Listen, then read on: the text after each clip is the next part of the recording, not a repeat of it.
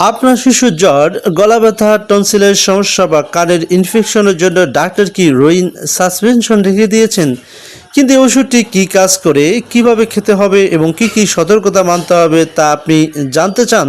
তাহলে আজকের ভিডিওটি আপনার জন্য খুবই গুরুত্বপূর্ণ, কারণ আজকে আমরা রোইন সাসপেনশন সম্পর্কে বিস্তারিত জানবো সহজ ভাষায়। তাই ভিডিওটি শেষ পর্যন্ত দেখতে থাকুন। প্রথমে জানবো রোইন সাসপেনশন কি। রোইন সাসপেনশন হলো একটি অ্যান্টিবায়োটিক ঔষধ। এর মূল উপাদান হলো সেফটিবুটেন। এটি সেফালোস্পোরিন গ্রুপের একটি অ্যান্টিবায়োটিক, যা বিভিন্ন ধরনের ব্যাকটেরিয়াজনিত সংক্রমণের চিকিৎসায় ব্যবহার করা হয়ে থাকে।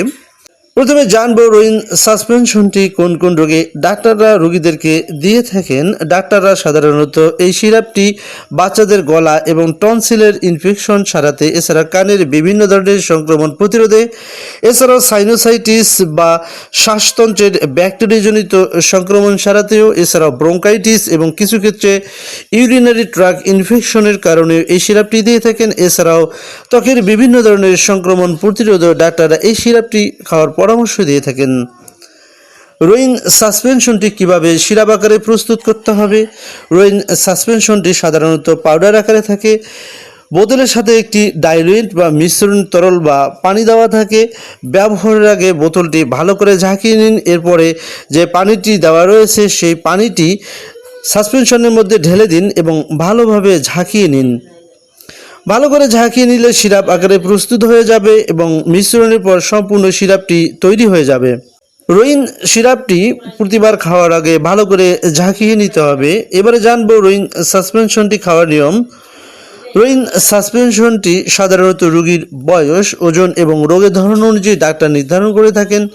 সাধারণত শিশুদের ক্ষেত্রে ওজন অনুযায়ী ডোজ দেওয়া হয়ে থাকে। সাধারণত ডাক্তাররা এই রোইন সাসপেনশনের ডোজ নির্ধারণ করেন প্রতি কেজি ওজনের জন্য 9 মিলিগ্রাম। ধরুন আপনার বাচ্চার বয়স যদি 10 কেজি হয়, তাহলে তার জন্য প্রতিদিন ডোজ হবে 5 ml। ডাক্তাররা সাধারণত এই সিরাপটি দৈনিক 1 বার থেকে 2 বার খাওয়ার পরামর্শ দিয়ে থাকেন। খুবই একটি গুরুত্বপূর্ণ বিষয়, সেটি হচ্ছে এই সিরাপটির কোর্স সম্পূর্ণ শেষ করতে হবে, অর্থাৎ ডাক্তার যতদিন খেতে বলেন ততদিনই এই সিরাপটি খেতে হবে। মাঝপথে হঠাৎ বন্ধ করলে সংক্রমণ আবার ফিরে আসার সম্ভাবনা থাকে। তাই যতদিন খেতে বলেন ততদিনই এই সিরাপটির ডোজ পূর্ণ করুন। যদি একটি ডোজ খেতে ভুলে যান, তাহলে মনে পড়ার সাথে সাথে ডোজটি খেয়ে নিতে হবে। তবে পরবর্তী ডোজের সময় খুব কাছাকাছি মনে হলে মিস হওয়া ডোজটি বাদ দিতে হবে।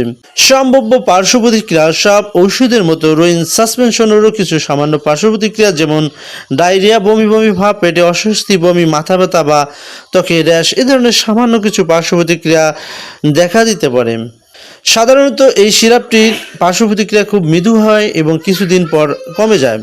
কারা কারা এই সিরাপটি খাওয়ার ব্যাপারে সতর্ক থাকবেন? যাদের সেফালোস্পোরিন বা পেনিসিলিন জাতীয় অ্যান্টিবায়োটিকে অ্যালার্জি রয়েছে, তারা অবশ্যই ডাক্তারকে জানিয়ে দেবেন। কিডনির রোগ থাকলে ডোজ পরিবর্তনের প্রয়োজন হতে পারে, তাই এসব সমস্যা থাকলে অবশ্যই ডাক্তারের সাথে পরামর্শ করে নিতে হবে।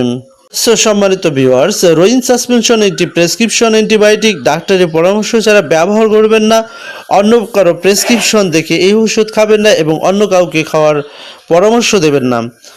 সম্মানিত ভিউয়ার্স, আশা করি রোইন সাসপেনশন বা সিরাপ সম্পর্কে প্রয়োজনীয় তথ্য জানতে পেরেছেন।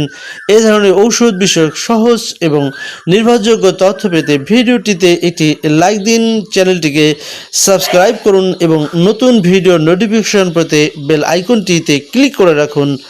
ধন্যবাদ। আজকের মতো এখানে বিদায় নিচ্ছি। আল্লাহ হাফেজ।